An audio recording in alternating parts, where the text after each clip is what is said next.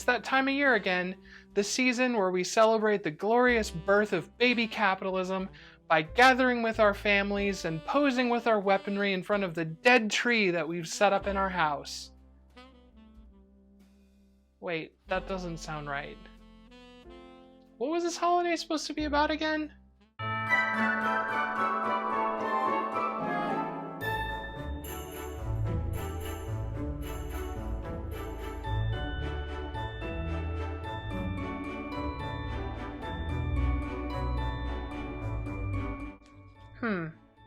That still doesn't sound right, but I guess I should be prepared if we're at war.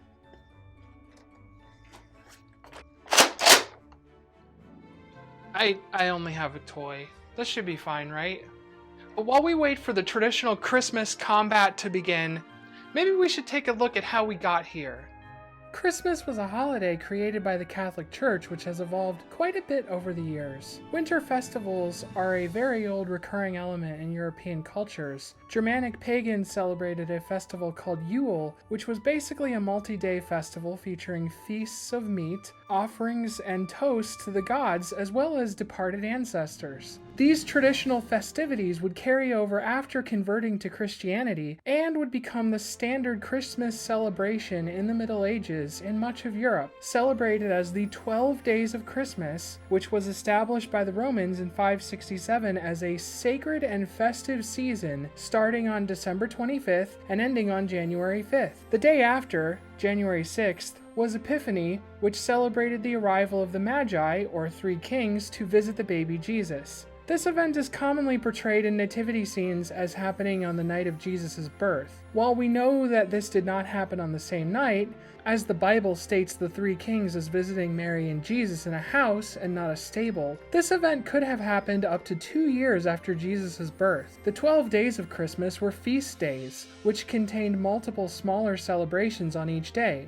Prior to Christmas was Advent, which was originally a roughly 40-day fasting period in preparation for the Christmas feasts. The Christmas feast would become a more prominent holiday in the Middle Ages. Caroling would become a popular tradition in this period, itself descending from similar traditions in Yule and the Roman festival of Saturnalia. Saturnalia is thought to have inspired other modern Christmas traditions, such as the Christmas wreath placed on the front door. The Protestant Reformation would bring more changes to the holiday. The Christmas tree is thought to have originated with Martin Luther, who is said to have added lighted candles to an evergreen tree. Other Protestant groups, namely the Puritans, would decide that the celebration of Christmas was a papist indulgence and banned its observance. Rather than feasting or singing, the Puritans went to work and treated Christmas like a regular day. A few Puritans would move to the Americas and form the Massachusetts Bay Colony. Their influence would lead early Americans to refrain from celebrating Christmas until the mid-19th century.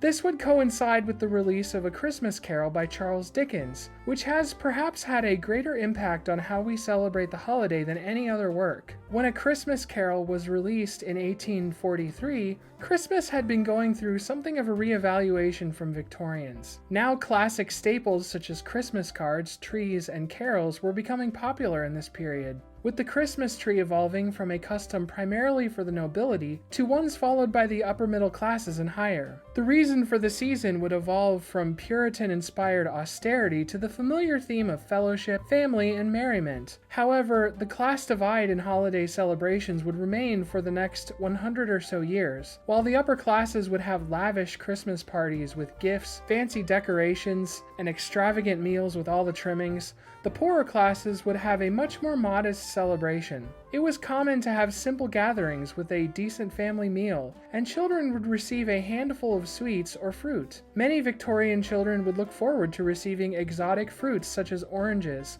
which were luxuries as they needed to be imported into Europe and the US East Coast. Once industrialization took hold, this began to change. Merry capitalist mess! The 20th century would bring large changes to the celebration of the holiday. Industrialization made food and decorations cheaper, and the higher wages industrial workers enjoyed thanks to the efforts of unions in the late 19th century gave them the disposable income to afford more elaborate celebrations than they could before. Thus began the era of department store Christmas. Department stores had already been using Christmas to promote their products for many years. Macy's set up its first elaborate Christmas display in its windows in 1874, and the practice began to grow. For most people, going downtown to look at these displays was a window into how the upper classes might celebrate Christmas. Children would fantasize about the fine toys they wanted, adults the clothes and goods for the home. Department stores would introduce Santa for children to meet around the turn of the 20th century, after James Edgar's portrayal of the character in his Massachusetts department store became popular enough for others to follow suit. The world wars would temporarily halt the growing grip of materialism on the holiday, but the post-war boom in the United States would ensure it came back stronger than ever. The American industrial middle class, empowered by being the only industrial power left standing on Earth, would reach its highest level of prosperity in the post-war period, and this would give rise to a much more corporate version of the holiday. The Christmas movie would become popular and influence many people's traditions, with staples such as It's a Wonderful Life and Miracle on 34th Street being released in this time and becoming perennial favorites. Retail stores had begun sponsoring annual Thanksgiving parades in the early 20th century as a celebration to start the Christmas shopping season. The Macy's Thanksgiving Day Parade would start in 1924, becoming nationally famous when it was featured in the Miracle on 34th Street. But retailers began wanting to start the Christmas shopping season earlier and earlier, but no one was willing to be the one to attempt to put up Christmas advertisements before Thanksgiving. This would lead to then-President Franklin D. Roosevelt signing a proclamation in 1939 to move Thanksgiving from the last Thursday in November to the fourth Thursday in the month, giving retailers some years where the shopping season would start a week earlier. In the 1980s,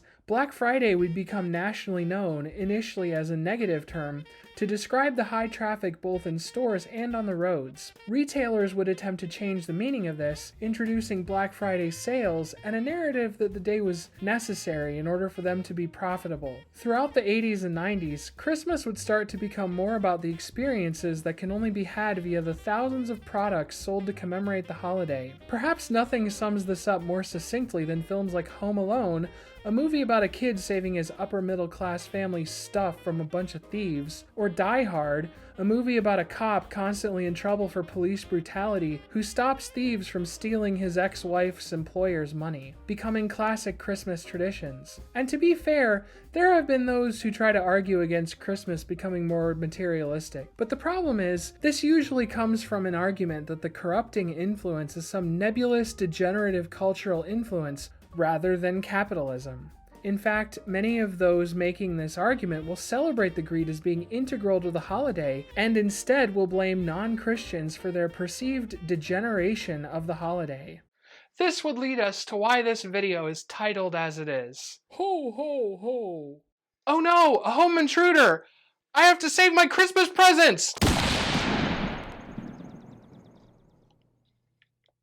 Yeah, I think I got him. Where were we?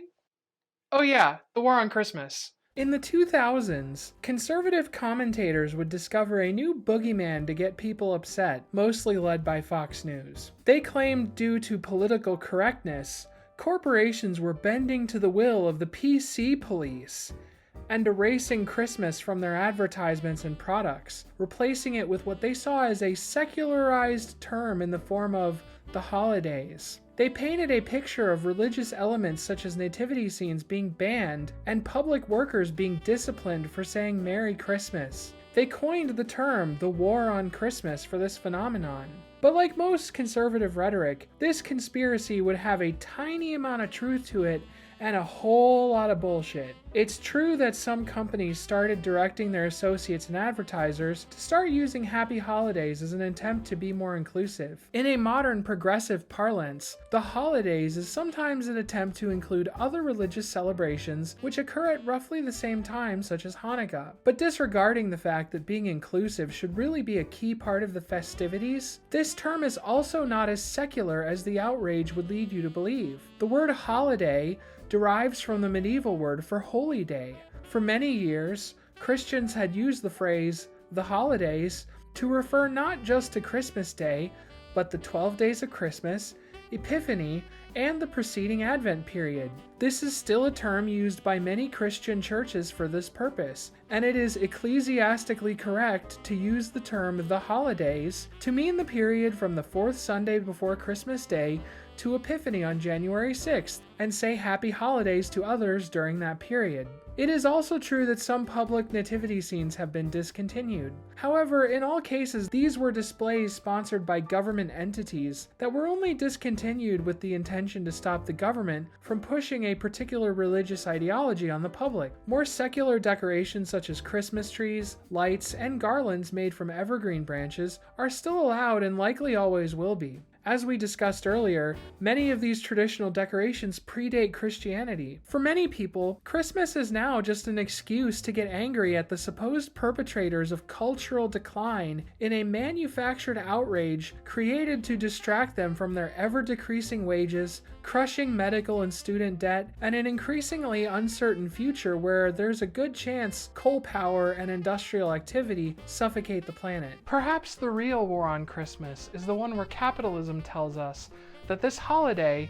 originally created to feast and drink with friends and family and celebrate our success at surviving another year, is actually just about buying more stuff and alienating those different from us. Let us gather together to feast and toast the gods so that they might save us from the wrath of our capitalist overlords.